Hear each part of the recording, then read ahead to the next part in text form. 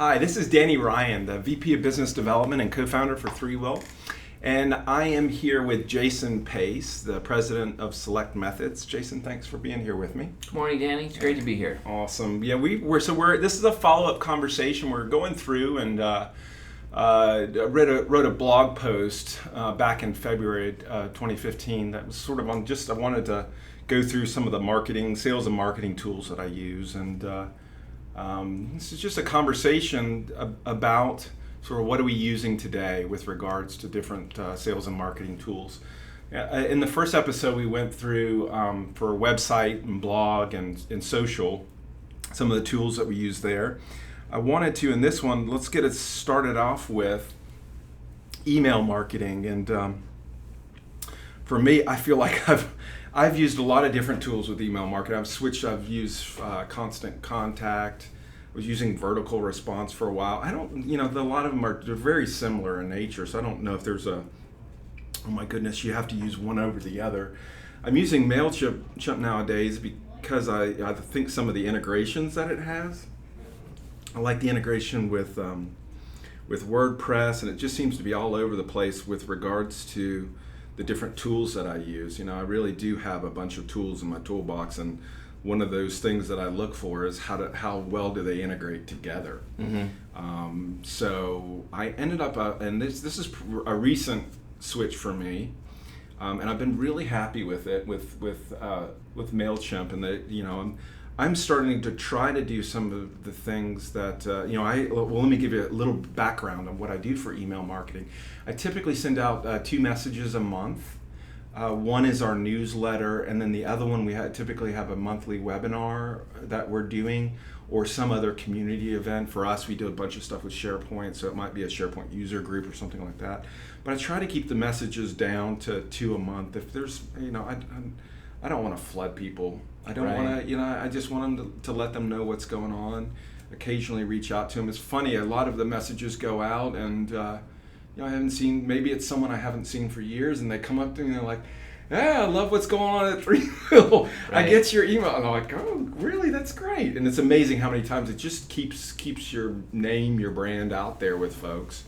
I'm not emailing out. These are all people we've done business with. I'm not going out there and buying lists and stuff like that, and trying to stay as much as I can away from that.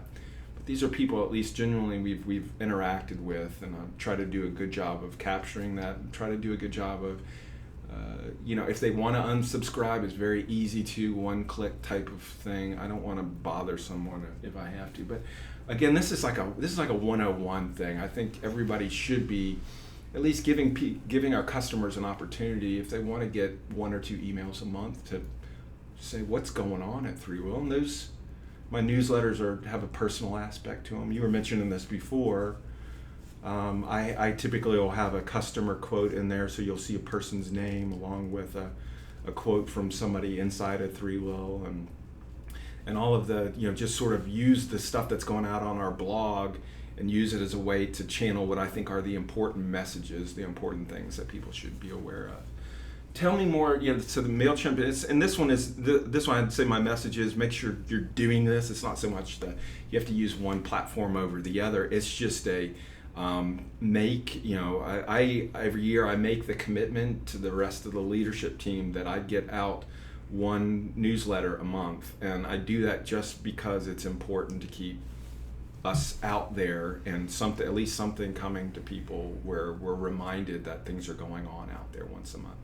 What's your experience with email marketing? What's some of the things that you've been thinking about? Sure. Well, I've said before that the 2 biggest things on a business owner's mind are attracting new customers and engaging the ones they have, right? Mm-hmm.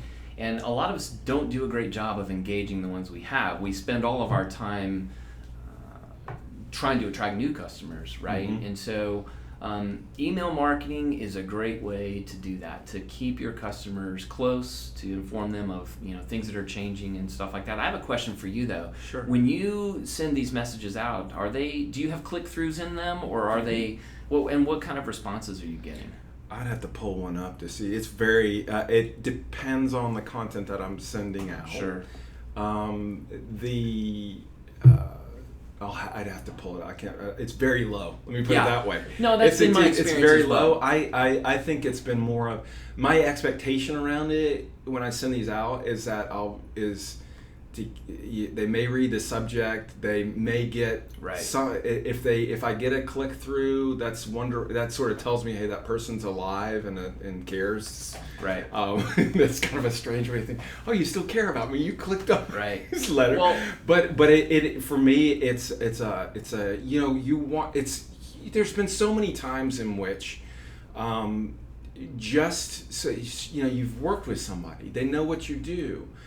But through the years, they may have an opportunity that's perfect for you, but if they're not thinking of you first, that's a problem. And so That's it's right. just part of it is that you're continuing to put good content. I believe in the education and making sure that we're sharing what we're learning internally with the world, but there's also an aspect of that. It is the timing thing. You've mentioned this with me, which is at any given time that you reach out to a group of people, 1% to 3%, and that's Yeah. helped me to say, you know what, I've constantly got to be reaching out to people. Yes, I could do a better job at this, but it is a part of this whole game is volume.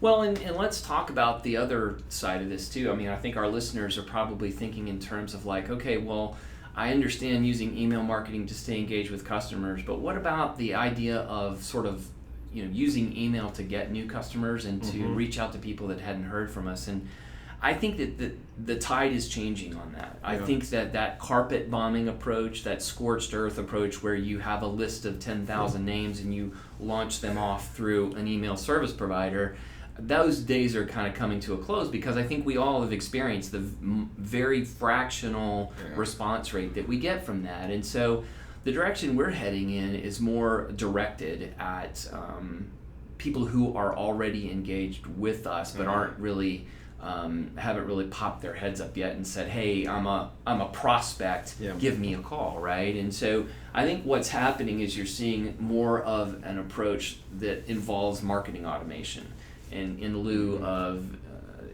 sort of this mass email effect, right? Or products like SharpSpring, products like Cadence maybe from the guys at SalesLoft, right? Where you are taking a very I would say programmatic approach to outreach, right? Where you the way the Cadence product works is you pre-program a sequence of emails and also phone calls if you want to, where the system is actually sending them out one at a time from your email account. It doesn't come from some mass email, but that requires you to have a pretty good prospect list to start with. Marketing automation is more about assigning people dynamically and segmenting them dynamically based on their behavior. Once someone self-identifies on your website, in other words, they fill out a form requesting an infographic or something like that, a system that is like SharpSpring, for instance, or a HubSpot or something like that, then starts to track what they look at on your website. And based on where they go on your website, they can be dynamically assigned not only a lead score, right, or a hotness rating, right, but they can also be assigned to different lists. People who visit your pricing pages or comparison pages, those are bottom of the funnel type things, right? So those are people you want to make sure you stay engaged with on a regular basis to make sure you're on their list of potential solutions, right?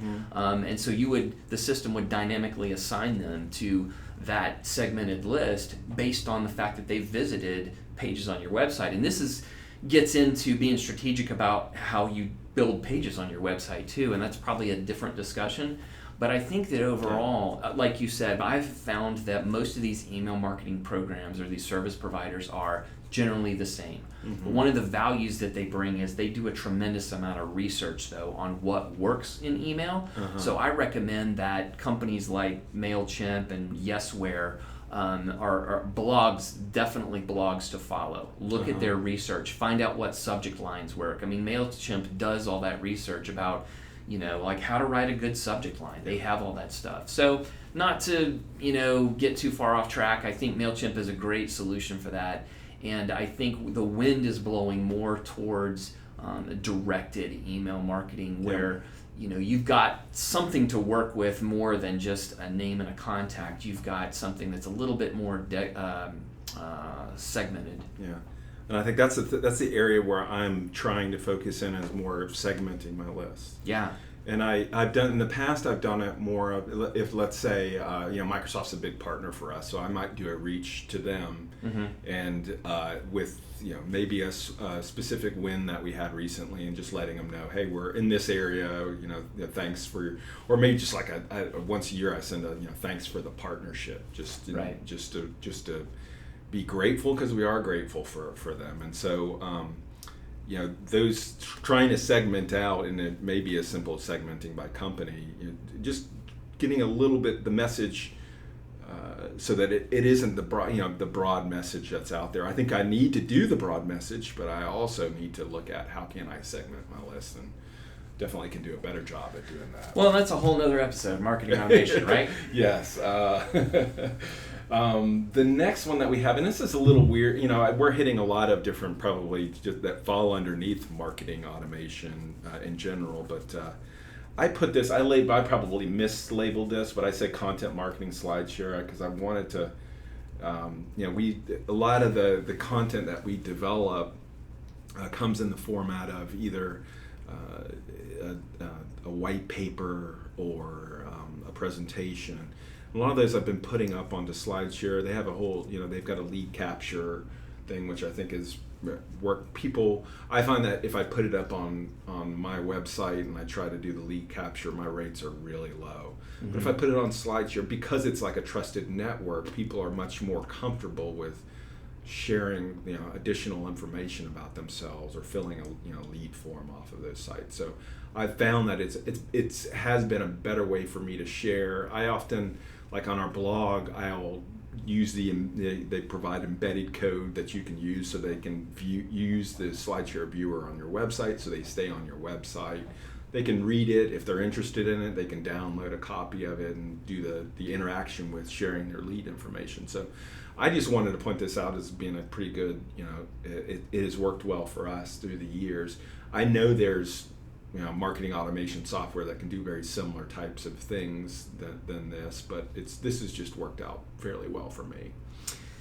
And I like that LinkedIn owns them too. That sort of, if there is a social network which is important to business, it's LinkedIn. So that tells me also it's a nice to know that they're owned by LinkedIn, and probably will do things together, and the promotion on the LinkedIn network is probably going to get better and better over time as well. Well, that link between those two is important, right? That crossover. It's very similar to the crossover between YouTube and Google, right? So Google owns YouTube, and YouTube is the third highest trafficked property on the internet, and so Google ranks your site also by the level of interactivity and the level of interaction people have with your videos. What we know about content, and what we know about people, is that people learn things in different ways, right? Some of us are very visual and need a picture. Some of us can really dig into thick,